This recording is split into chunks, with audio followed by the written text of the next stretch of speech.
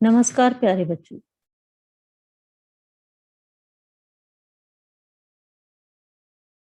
नमस्कार प्यारे बच्चों। एडुसाइड प्रसारण की विज्ञान की कक्षा में आपका स्वागत है। आज हम पढ़ेंगे कक्षा 6 का लेसन नंबर 6, हमारे चारों ओर के परिवर्तन, भाग 2। इस पाठ को पढ़ने का हमारा उद्देश्य यह है कि आप प्रकृति में चारों ओर होने वाले व मानवीय क्रियाकलापों द्वारा होने वाले परिवर्तनों में यह अंतर स्पष्ट रूप से जान पाएं कि कौन से परिवर्तन उत्क्रमणीय हैं और कौन से अनुत्क्रमणीय। प्यारे बच्चों, भाग 1 में आप बहुत से परिवर्तनों के विषय में जान चुके हैं, तो आइए एक बार उनकी पुनरावृत्ति करते हैं। पहला है स्वतः होने वाले परिवर्तन।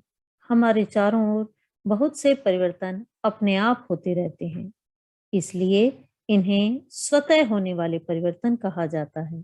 जैसे खेतों में फसलें समय अनुसार अथवा ऋतु के अनुसार बदलती रहती हैं।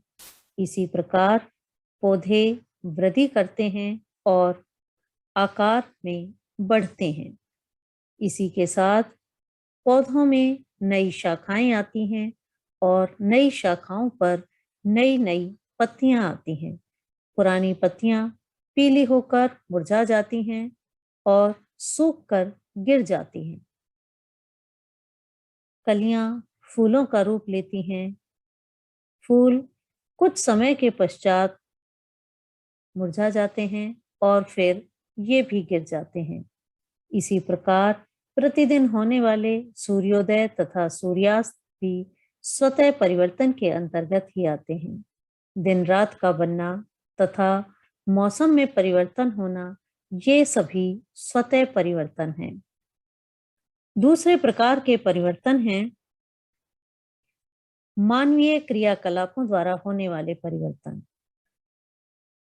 स्वतः होने वाले परिवर्तन अधिकतर अनुत्क्रमणीय परिवर्तन के अंतर्गत आते हैं, जबकि मानवीय क्रियाकलापों द्वारा होने वाले परिवर्तन उत्क्रमणीय भी हो सकते हैं अथवा अनुत्क्रमणीय। आइए देखते हैं कैसे। भाग 1 में आपने पढ़ा गुब्बारे का फुलाना। यह परिवर्तन उत्क्रमणीय परिवर्तन है, जबकि गुब्बारे का फूटना अनुत्क्रमणीय परिवर्तन है। इसी प्रकार कागज को मोड़कर बनाया गया खिलौना हवाई जहाज उत्क्रमणीय परिवर्तन है, क्योंकि मुड़े हुए कागज को दोबारा से सीधा किया जा सकता है, जबकि कागज को काटकर बनाया गया हवाई जहाज अनुत्क्रमणीय परिवर्तन है। इसी तरह से गूंथे गए आटे की लोई बनाना तथा लोई से रोटी बनाना, ये दोनों ही परिवर्तन उत्क्रमणीय हैं, क्योंकि इन्हें दोबारा से लोई की शेप में बनाया जा सकता है। जबकि रोटी का सेकना यह अनुत्क्रमणीय परिवर्तन है, क्योंकि एक बार सेकी गई रोटी से दोबारा कच्ची लोई बनाना असंभव है। इसी प्रकार पेंसिल को छीलने से इसके आकार में होने वाला परिवर्तन अनुत्क्रमणीय परिवर्तन है, क्योंकि पेंसिल का जो हिस्सा छिलकर अलग हो चुका है वह दोबारा उस पर नहीं लाया जा सकता। इसी तरह से रबड़ को घिसने के पश्चात जो उसके आकार में परिवर्तन होता है, यह परिवर्तन भी अनुत्क्रमणीय परिवर्तन है। इसी प्रकार कुम्हार का गीली मिट्टी से बर्तन बनाना, यह उत्क्रमणीय परिवर्तन है, जबकि मिट्टी के बर्तन को आग में तपाना अनुत्क्रमणीय परिवर्तन का उदाहरण है। प्यारे बच्चों, ये सभी परिवर्तन आप भाग 1 में पढ़ चुके हैं। तो आइए अब एक छोटा सा सेल्फ टेस्ट करके देखते हैं कि आपने क्या सीखा। अपनी कक्षा 6 की एनसीईआरटी की विज्ञान की पुस्तक के पेज नंबर 48 पर बनी इस सारणी को देखिए और इसे भरने का प्रयत्न कीजिए। पहला है कच्चे अंडे से उबला हुआ अंडा। आप बताइए, क्या जो अंडा उबल चुका है उसे दोबारा से कच्चे अंडे में रूपांतरित किया जा सकता है? हाँ अथवा नहीं? तो इसका उत्तर है नहीं, क्योंकि उबला हुआ अंडा वापस कच्चे अंडे में नहीं बदल सकता। दूसरे नंबर पर है गाढ़े घोल से इडली। इडली जब तक कच्ची है उसे उत्क्रमणीय परिवर्तन का उदाहरण कहेंगे, लेकिन इडली एक बार यदि पक जाए तो वह अनुत्क्रमणीय परिवर्तन का उदाहरण होगा। गीले कपड़े से सूखे कपड़े, यह उत्क्रमणीय परिवर्तन है। ऊन के धागे से बुना हुआ स्वेटर, यह भी उत्क्रमणीय परिवर्तन है।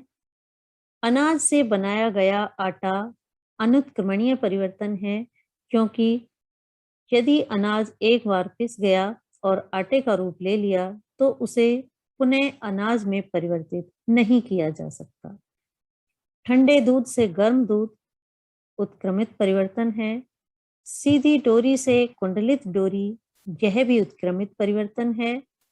कली से फूल बनना, क्योंकि फूल से वापस कली नहीं बन सकती, इसलिए यह अनुत्क्रमित परिवर्तन का उदाहरण है। दूध से पनीर बनना, यह भी अनुत्क्रमित परिवर्तन का उदाहरण है।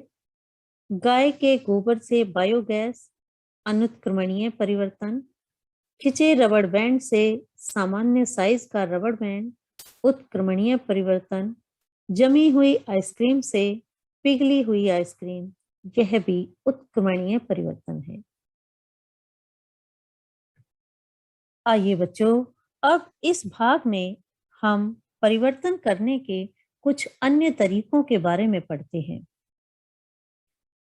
बच्चों, क्या आपने कभी ध्यान दिया है कि कृषि अथवा बागवानी के औजारों के हत्थे बहुत अधिक कसे रहते हैं?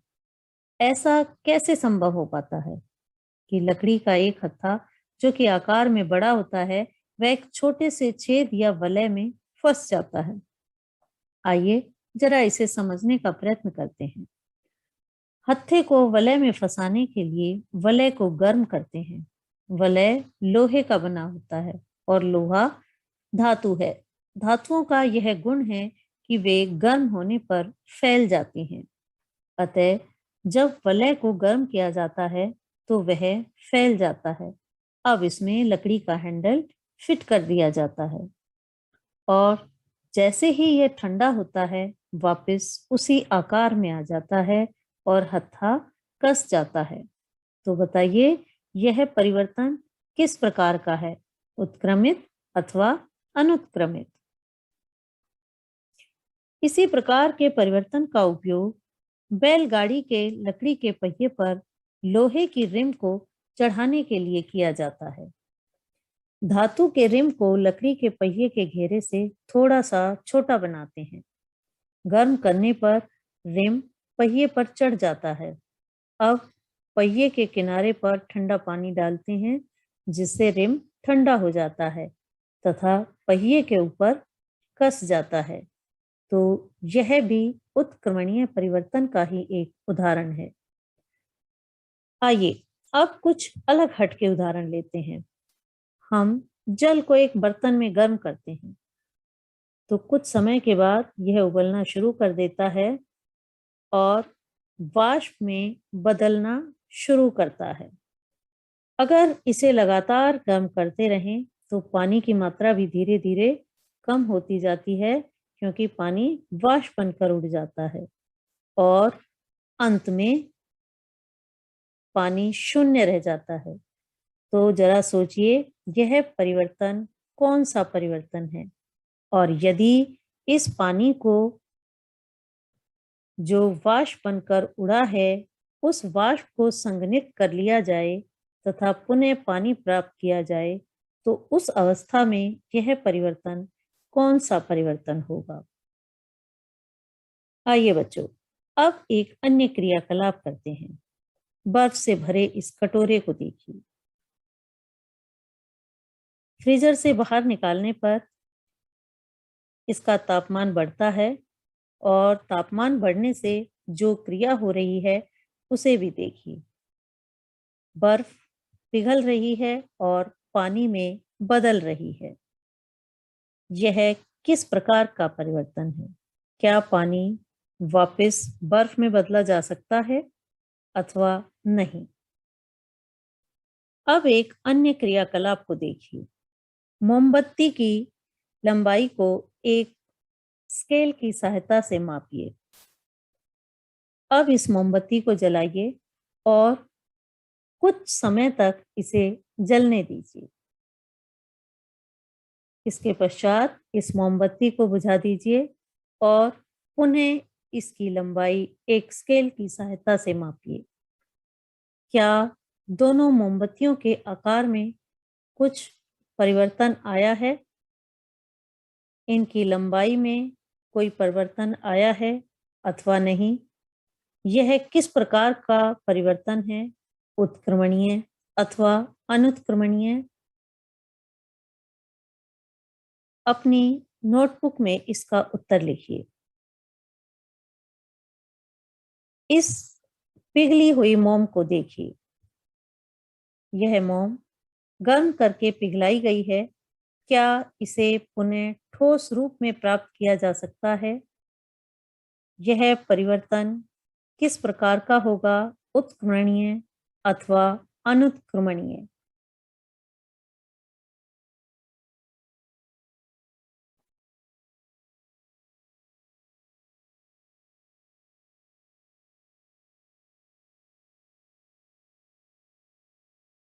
जलती हुई इस धूप बत्ती को देखिए।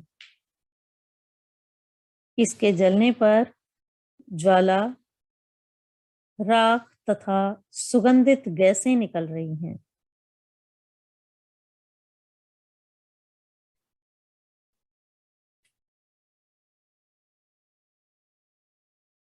सोचिए बच्चों, यह किस प्रकार का परिवर्तन है?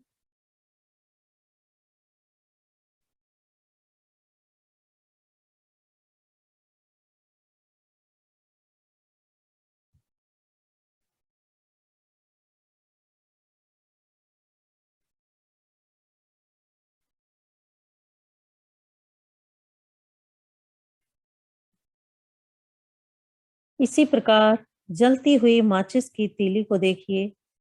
इसमें ज्वाला, गैस तथा कार्बन डाइऑक्साइड निकल रही है। सोचिए, यह परिवर्तन किस प्रकार का है? बच्चों, अभी तक आपने परिवर्तनों को नियत वस्तुओं या इनके पदार्थ पर देखा है। जब दो पदार्थ एक मिश्रण के रूप में अथवा एक विलयन के रूप में हो, तब होने वाले परिवर्तन किस प्रकार के होंगे? आइए अब इस प्रकार के उदाहरणों को समझने का प्रयत्न करते हैं। एक चौथाई चम्मच नमक हमने आधा ग्लास पानी में घोला है। क्या इस घुले हुए नमक को पानी से पुनः प्राप्त किया जा सकता है?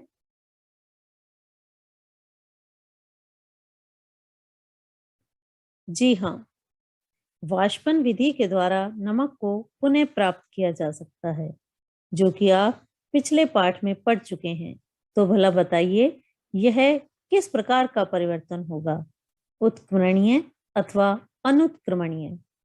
समुद्र से नमक भी इसी विधि के द्वारा प्राप्त किया जाता है।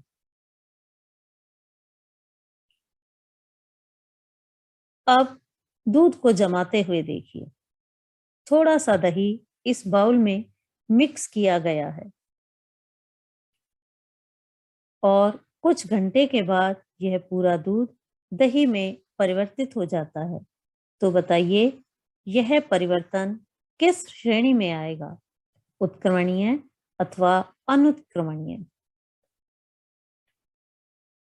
अच्छा बच्चों, अभी तक आपने विभिन्न प्रकार के परिवर्तन देखे, साथ ही परिवर्तन करने की विधियां भी देखी। परिवर्तन लाने की ये विधियां बहुत थोड़ी हैं, या ये कहिए परिवर्तन करने की बहुत सारी विधियां हैं। हमने तो केवल एक अंश मात्र ही जानी है। लेकिन यह सब जानने के बाद मैं आशा करती हूँ कि आप उत्क्रमणीय अथवा अनुत्क्रमणीय परिवर्तनों को अच्छे से पहचानने के योग्य हो गए हैं और कुछ अन्य लोगों की समस्याओं को भी हल कर सकने में सक्षम हैं। तो जरा करिए भूमि, श्वेता, खुशी, इन सबकी हेल्प। पहला है, श्वेता ने एक नींबू को काटकर उसका रस प्याले में निचोड़ा और ब्रश की सहायता से नींबू के इस रस से शीट पर कुछ आकृति बनाई, कागज को सुखा दिया और फिर धीरे धीरे गर्म प्रेस से उसे दबाया गया।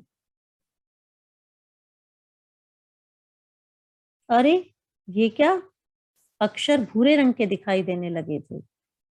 इस प्रक्रिया में उन परिवर्तनों की पहचान कीजिए जिन्हें उत्क्रमित किया जा सकता है। दूसरा, भूमि ने हल्दी के घोल से भगवान गणेश की एक तस्वीर बनाई। इसके पश्चात थोड़ा सा सर्फ लेकर उसे पानी में घोला और कॉटन बर्ड की सहायता से भगवान गणेशा की तस्वीर के ऊपर घुमाया। उसने क्या देखा कि आकृति का रंग लाल हो गया था। वह जानना चाहती है कि ये सभी परिवर्तन, जैसे हल्दी को पानी में घोलना, कार्ड पर लेप लगाना, कार्ड को सुखाना, सर्फ पानी में घोलना और सर्फ के विलयन से संदेश अथवा आकृति बनाना, किस प्रकार के परिवर्तनों के अंतर्गत आते हैं। इन पांचों परिवर्तनों में से कौन से परिवर्तन उत्क्रमित किए जा सकते हैं और कौन से नहीं।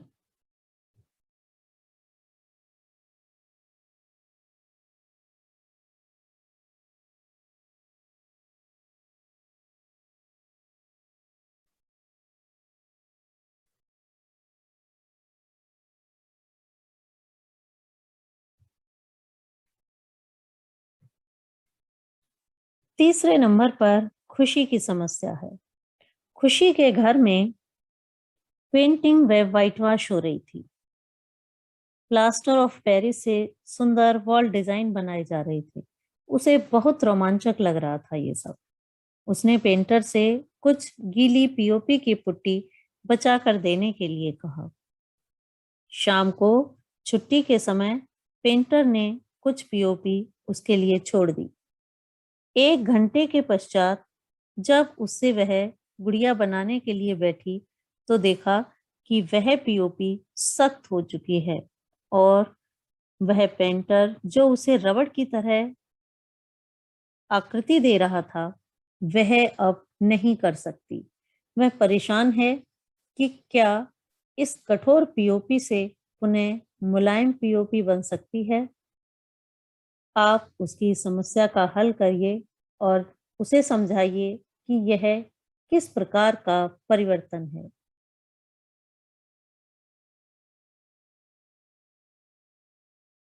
चौथे नंबर पर है दिव्या। उसकी समस्या यह है कि वह 2 महीने पहले अपने नाना जी के घर गई थी। वहां उसने खेतों में छोटे छोटे धान अथवा चावल के पौधे देखे थे। अब जब वो 2 महीने के पश्चात गई है तो उसने देखा कि वे पौधे काफी बड़े हो गए हैं और उनमें कच्चे चावल भी आ गए हैं। तो उसे बताइए कि यह कैसा परिवर्तन है। वह नहीं समझ पा रही है कि इसमें वह कौन से परिवर्तन दर्शाए, उत्क्रमणीय अथवा अनुत्क्रमणीय, क्योंकि आप अच्छे से जान चुके हैं, आप उसे समझाने में सक्षम हैं। अतः आप उसको बताइए कि पौधों की वृद्धि करना किस प्रकार का परिवर्तन है, उत्क्रमणीय अथवा अनुत्क्रमणीय परिवर्तन। इन सभी प्रश्नों के उत्तर आप अपनी विज्ञान की नोटबुक में लिखें और अपने टीचर से चेक कराएं।